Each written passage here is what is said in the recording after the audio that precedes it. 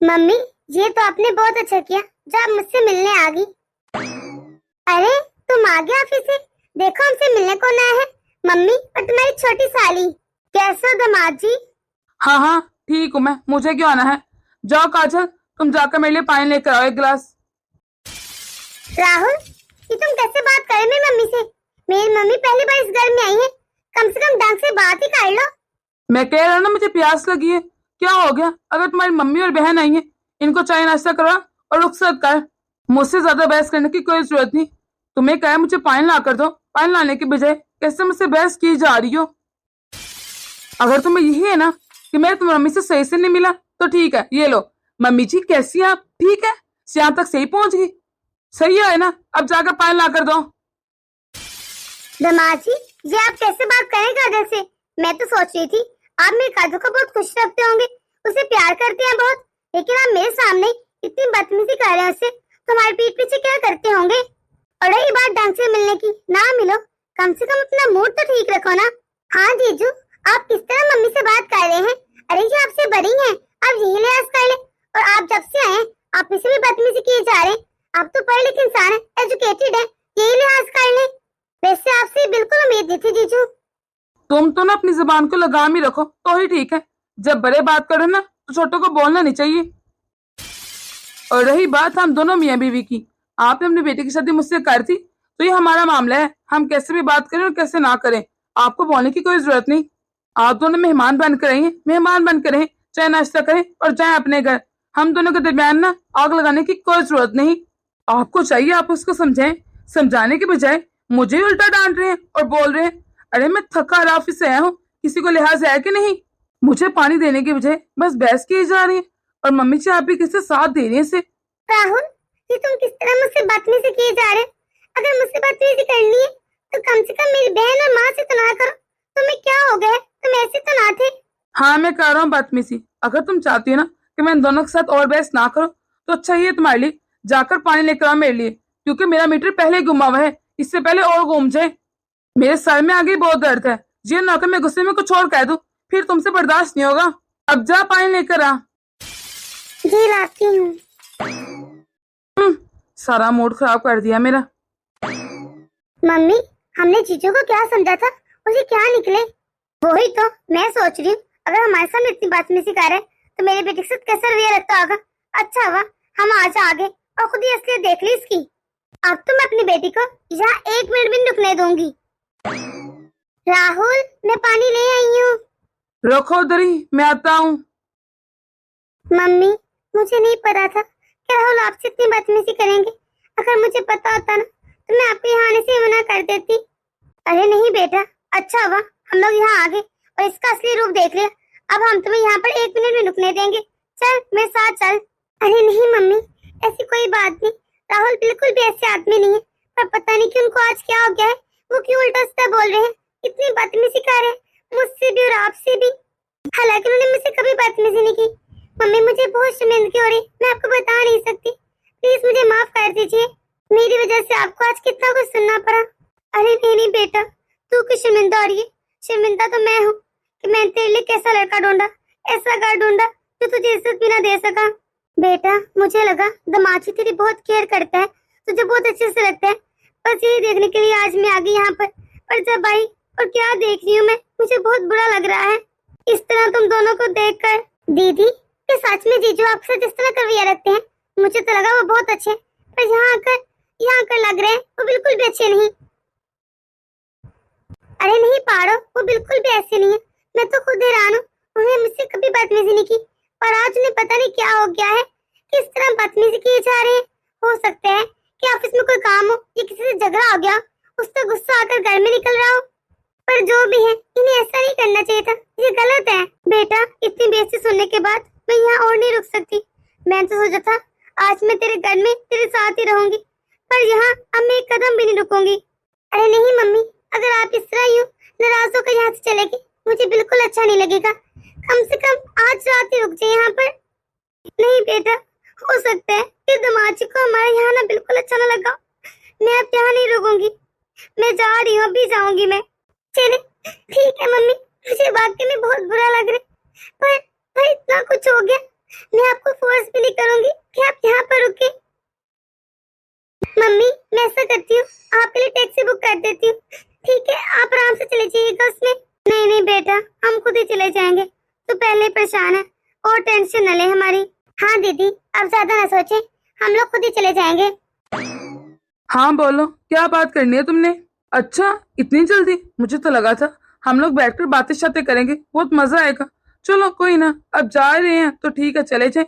वैसे तुमने इनको नाश्ता वगैरह करवा दिया है? करवा ही दिया होगा, आखिर तुम्हारे घर वाले हैं, ऐसे तो भूखा बेचोगे नहीं तुम इनको। अच्छा मम्मी, अगर आप जा ही रही है ना तो मैंने कुछ जूते रखे हैं भाई, वो जाते हुए मोची को दे देना, मैं वापसी पर ले लूंगा खुद ही। अब मैं नीचे जाऊंगा तो खामोखा मेहनत लगेगी, टाइम जाया होगा ना। अब जा ही रही है, इतना तो काम मेरा कर ही सकती है ना। क्या रोहल जी, तुम क्या कह रहे हो? तुम्हारा दिमाग तो ठीक है ना? जब से मेरी मम्मी आई है तुम बदतमीजी किए जा रहे हो। मैंने कहा चलो कोई ना, अब तो हद ही होगी। मेरी मम्मी मुझसे यहाँ पर पहली बार मिलने आई है और तुम इनकी बेइज्जती इतनी करने के बावजूद कह रहे हो कि तुम्हारे जूते जाते वक्त मोची को दे दे। अरे ऐसा कौन करता है किसी के साथ? तुमने तो आज सारी हदें पार कर दी। रोहल, मुझे नहीं पता था कि तुम ऐसे निकलोगे। मुझे तो बिल्कुल विश्वास नहीं हो रहा कि तुम मेरी मम्मी के साथ इस तरह का रवैया भी रख सकते हो। तुमने मेरी मम्मी के साथ आखिर इतनी बदतमीजी क्यों की? काजल प्लीज, ये रोना धोना तो बंद करो ना। ऐसे जानबूझकर सिचुएशन कितनी सीरियस बना रही हो? मैंने कोई ऐसी बात तो की नहीं, बस यही कहा है कि अगर जा रही है तो जाते हुए जूते दे जाना। मम्मी जी गिफ्ट थोड़ी ना जाएंगी अगर मेरे जूते दे जाएंगी। हाँ बेटा, तुम ठीक कह रहे हो, अगर मैं तुम्हारे जूते दे जाऊंगी तो मैं गिफ्ट थोड़ी जाऊंगी, लेकिन कोई बात करने का तरीका होता है।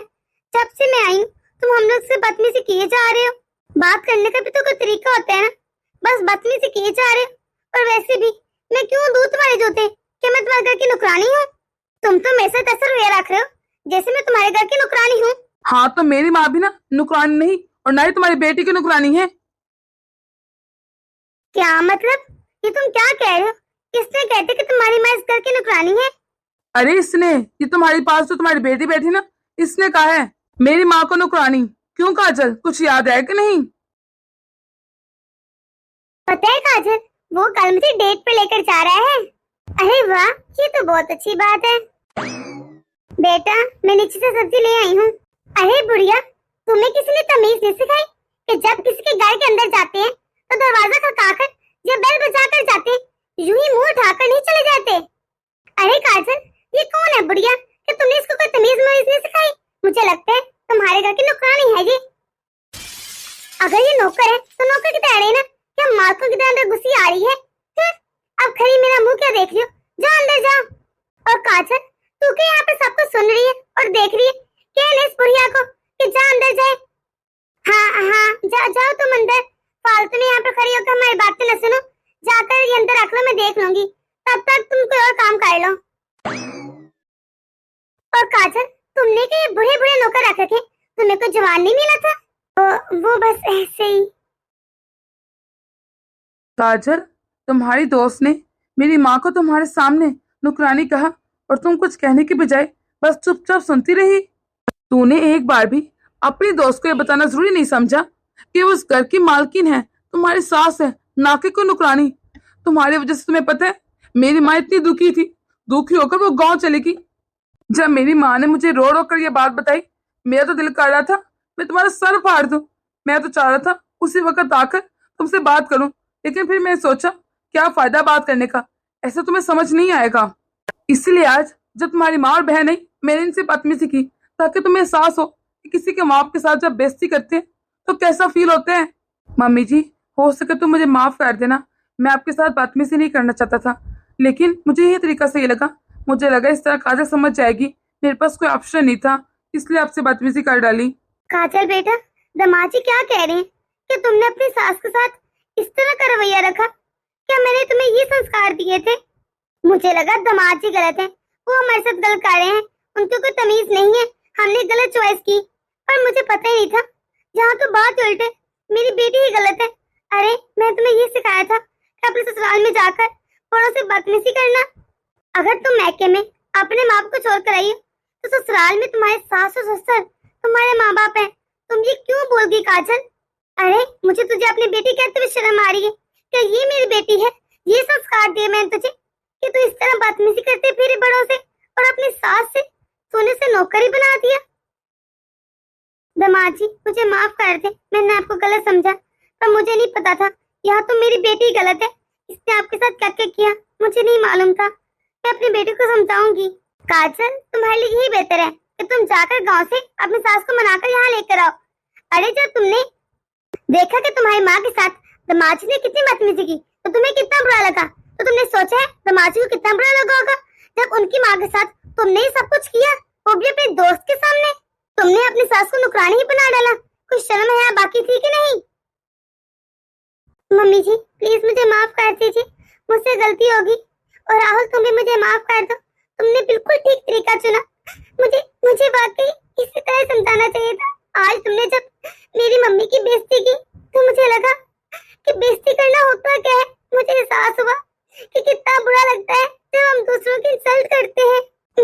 मेरी जैसी को सबक सिखाने का बिल्कुल यही तरीका सही था।